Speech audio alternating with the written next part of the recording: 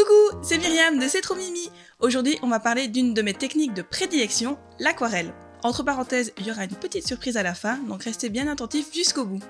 Alors, l'aquarelle, c'est une des techniques que j'utilise le plus pour l'instant. Ça peut paraître assez intense comme technique au début, parce qu'on n'a pas le droit à l'erreur, vu que l'aquarelle laisse transparaître les couches du dessous. C'est pas comme l'acrylique où on peut corriger et repasser à l'infini, mais elle offre une palette de possibilités énorme et c'est super fun et amusant si on arrive à lâcher prise et à se laisser transporter par la pâture. Je démarre à l'aquarelle. De quel matériel ai-je besoin ? Alors, vous vous en doutez, en premier, c'est de l'aquarelle. Elle se trouve sous forme de tube ou de godet. Alors perso, j'ai commencé avec les godets, mais j'ai commencé avec une palette de chez Winsor & Newton, que beaucoup d'étudiants connaissent parce qu'elle est assez abordable. Et les pigments sont plutôt chouettes. Maintenant, je travaille avec une palette de chez Zetchi, mais je ne sais pas si cette marque-là est disponible en Belgique. Vous trouverez très certainement un équivalent en papeterie ou en magasin de beaux-arts. D'ailleurs, si cette boîte d'aquarelle vous plaît, restez jusqu'à la fin. Ensuite, vient le papier, qui lui se trouve sous forme de carnet ou de feuilles détachables. Alors autant pour l'aquarelle, on peut démarrer avec des pigments qui sont peut-être un peu moins couvrants, un peu moins chers. Autant pour le papier, je pense que c'est ultra important d'avoir quelque chose qui soit bien solide, où le grammage est assez élevé. Le grammage, c'est ce qui va déterminer l'épaisseur de la feuille et donc si elle supporte plus ou moins d'eau. Alors ici, je donne un exemple avec d'un côté une feuille de carnet de croquis qui gondole super vite alors qu'il y a un seul passage avec de l'aquarelle, tandis que juste à côté, vous avez un papier de 300 grammes qui lui ne bouge pas et il va être nickel, même si vous rajoutez des couches et des couches d'aquarelle par-dessus. Ensuite, il faut les pinceaux. Il y en a de toutes sortes et de tous les prix. Il y en a en poils naturels et en poils synthétiques, qui retiennent plus ou moins d'eau. Il y a des bords ronds, il y a des bords carrés. Par contre, quel que soit le pinceau que vous décidez de prendre, il faut bien les nettoyer. Ça, c'est vraiment essentiel si vous voulez les garder. Alors pour les nettoyer, le mieux, c'est à l'eau froide pour éviter que les poils se détachent. Et vous faites un mouvement circulaire au centre de la paume. Ça va permettre de nettoyer délicatement sans faire une vieille touffe qui va partir dans tous les sens. Une fois que vous l'avez bien nettoyé et que l'eau est claire, vous pouvez redonner la forme au pinceau en passant simplement avec les doigts pour lui rendre sa forme. Ensuite, il faut soit un gobelet, un verre, une tasse, une jarre et vous en prenez deux. Pourquoi deux ? Parce que en fait, vous allez avoir un pour l'eau sale et un pour l'eau propre. Ça va vous permettre de bien nettoyer votre pinceau et d'être sûr de ne pas avoir de pigments quand vous changez de couleur. Parce que sinon, vous allez mélanger les couleurs sans le vouloir et ça va rendre vos couleurs ternes, voire crades, en les rendant un peu verdâtres ou grises. Si vous êtes comme moi, faites super attention de ne pas avoir la même tasse pour votre thé et pour nettoyer vos pinceaux. Parce que vous allez confondre les deux. Résultat, soit vous allez boire votre eau sale, soit vous allez tremper vos pinceaux dans votre thé.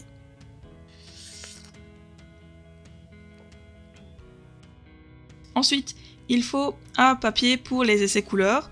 Vous n'avez pas besoin d'avoir une bonne feuille, ça peut être une simple feuille de brouillon. Le principe, c'est quand vous avez fait votre mélange, avant de le poser directement sur votre bonne feuille d'aquarelle, vous faites un petit test sur le côté pour être sûr que la couleur est bien. Et en dernier, un tissu pour pouvoir nettoyer vos pinceaux. Maintenant, on va parler technique. Je vais vous présenter les deux de base. Il y a de nombreuses manières de travailler l'aquarelle, mais c'est celle que j'utilise le plus. Alors la première, c'est le mouiller sur mouiller. On va d'abord mouiller la feuille avec de l'eau claire avant d'y apposer des pigments. Donc là, j'ai mouillé un rectangle. Puis je suis allée chercher ma couleur dans ma palette que j'ai étalée sur une partie de la surface. Et pour pouvoir faire un dégradé, j'ai été nettoyer mon pinceau et je suis venue retravailler à partir du dessous. Donc remélanger l'eau et les pigments du dessous pour que la transition soit douce. Mais comme c'était trop clair, j'ai été rechercher de nouveau de la couleur que j'ai mis uniquement sur le dessus. Et puis comme je n'avais presque plus de pigments sur le pinceau, j'ai de nouveau retravaillé. Tant que c'est humide, on peut retravailler. Donc j'ai retravaillé pour que le dégradé soit plus subtil.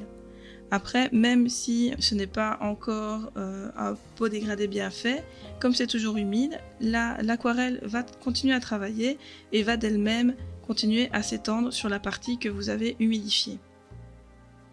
Alors on peut le faire avec une seule couleur, comme je l'ai montré ici, à partir du rose et simplement faire un dégradé vers le plus clair avec l'eau. Mais aussi on peut faire un dégradé, une fusion entre deux couleurs. Donc vous allez faire la même chose, vous démarrez avec de l'eau sur la feuille, puis avec deux pinceaux c'est plus facile, un pour une couleur, un pour le deuxième. Vous posez la première couleur sur une première moitié et la deuxième couleur sur la moitié du dessous. Puis en nettoyant votre pinceau pour qu'il soit bien propre, vous allez repasser sur la jonction entre les deux pour pouvoir mélanger l'aquarelle. Et ici, comme je trouvais que le dégradé n'était pas assez marqué, j'ai rajouté encore de la couleur des deux côtés que j'ai de nouveau retravaillé avec le pinceau bleu en remontant vers le dessus et le pinceau rose en redescendant vers le dessous pour que la fusion soit plus douce et plus subtile. Maintenant, je montre en faisant simplement des points. Je pose de la couleur sur la partie humide, à chaque fois alterner une couleur et puis l'autre, et je vais laisser simplement les pigments s'étaler au niveau de l'eau. C'est ça qui est essentiel de comprendre dans l'aquarelle, c'est que l'aquarelle, elle se déplace quand il y a de l'eau. Donc si vous mouillez la feuille, l'aquarelle va naturellement s'étendre. Donc vous pouvez soit jouer avec ça, la voir s'étendre d'elle-même et voir ce que ça va donner, mais vous pouvez aussi la retravailler par après. Et la technique 2, c'est le mouiller sur sec.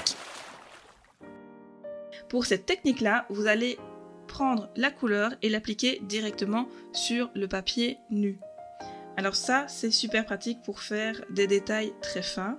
Vous pouvez faire des choses vraiment très délicates, des lignes très précises. La couleur ne va pas s'étaler, elle va rester à l'exact endroit où vous l'avez posée. Personnellement, j'utilise beaucoup cette technique pour pouvoir faire par exemple mes contours.